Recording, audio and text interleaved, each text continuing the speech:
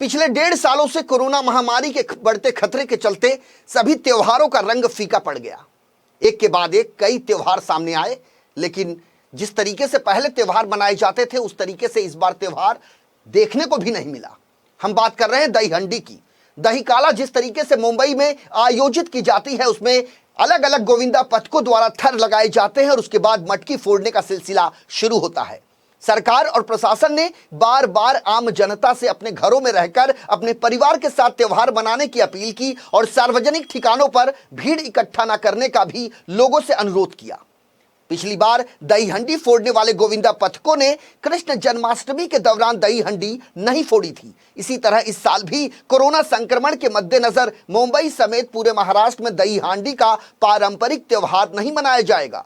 सोमवार को मुख्यमंत्री उद्धव ठाकरे की अध्यक्षता में महाराष्ट्र के प्रमुख गोविंदा समूहों के प्रतिनिधियों के साथ एक वर्चुअल बैठक आयोजित की गई। इस बैठक में मुख्यमंत्री उद्धव ठाकरे ने लोगों के स्वास्थ्य को प्राथमिकता देते हुए कुछ समय के लिए फेस्टिवल को अलग रखने की अपील की। गोविंदा मंडलों के प्रतिनिधियों ने मुख्यमंत्री उद्धव ठाकरे की अपील पर सकारात्मक प्रतिक्रिया दी है और इस साल त्योहार उन्होंने नहीं मनाने का फैसला किया है। आपको यह भी बता दें कि मुख्यमंत्री उद्धव ठाकरे के मुताबिक दही हंडी के बजाय इस बार सामाजिक और स्वास्थ्य संबंधित गतिविधियों को बढ़ावा देने के लिए काम किया जाएगा। इससे पहले कुछ मंडलों ने राज्य सरकार से अनुरोध किया था कि उन्हें जन्माष्टमी के दौरान छोटे पैमाने पर दही हंडी कार्यक्रम आयोजित करने की अनुमति दी जाए। समन्वय समिति का कहना था कि प्रशासन की मौजूदगी में उन्हें मटकी फोड़ने की अनुमति दी जाए। इसके अलावा कोरोना वैक्सीन की दोनों खुराक लेने वालों को मटकी फोड़ने के दल में शामिल करने की बात कही गई थी, लेकिन इसके बावजूद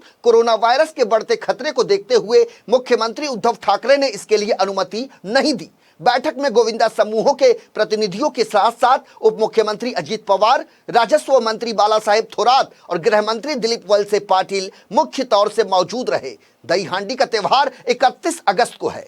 मुख्यमंत्री उद्धव ठाकरे ने कहा कि कोरोना संक्रमण के खतरे को देखते हुए राज्य के लोगों के स्वास्थ्य सुरक्षा देना पहली प्राथमिकता होनी चाहिए और कोरोना ग्रसित मरीजों की जान बचाई जानी चाहिए। सरकार का यह मानना है कि दही हंडी का त्योहार बिना कंधे से कंधा मिलाकर नहीं मनाया जा सकता और ऐसे में कोरोना का संक्रमण बढ़ सकता है।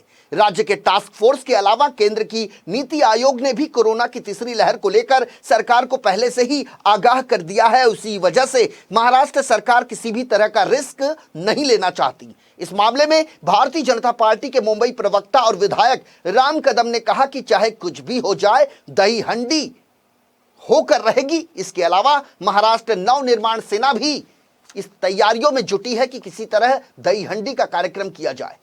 महाराष्ट्र सरकार और उनके मंत्रियों से कुछ गोविंदा पथक मिलने का प्रयास कर रहे हैं। सभी चाहते हैं इस वर्ष भगवान कृष्ण के जन्म का उत्सव दही हंडी मटकी मनाई जाए। महाराष्ट्र की सरकार एयर कंडीशन बंगलों में बैठकर जब हिंदुओं का त्यौहार आता है उन्हें सबूरी की नसीहत देती है। यही सबूरी की नसीहत जब अन्य धर्म के लोग अनुमति पूछते हैं तब इनके मुंह पर चुप्पी क्यों होती है? दूसरों को अनुमति देते हो, हिंदू धर्म के भाई पूछते हैं उन्हें नकारते हो। हिंदुओं के प्रति ठाकरे सरकार का दुर्व्यवहार का क्या कारण है? हम महाराष्ट्र सरकार से कह देना चाहते हैं, आपने शराब के ठेके बियर बार प्रोटोकॉल के तहत नियमों के तहत खोले, क्या वही प्रोटोकॉल और नियम मंदिर खोलने के लिए नहीं लगाए जा सकते थे? कौन सा कारण है आपके हाथ वे नियम बनाते समय क्यों कांपते हैं? इस साल की मटकी, इस साल की दही हंडी हम बिल्कुल मनाएंगे। यद्यपि सरकार कोई नियम बनाना चाहे हम उसका स्वागत करेंगे, नियमों का पालन करेंगे, पर सरकार घर में बैठ करके कहे कि हिंदुओं का यह त्यौहार नहीं मनाया जाएगा तो इस बात को हिंदू भाई कतई नहीं सुनेगा।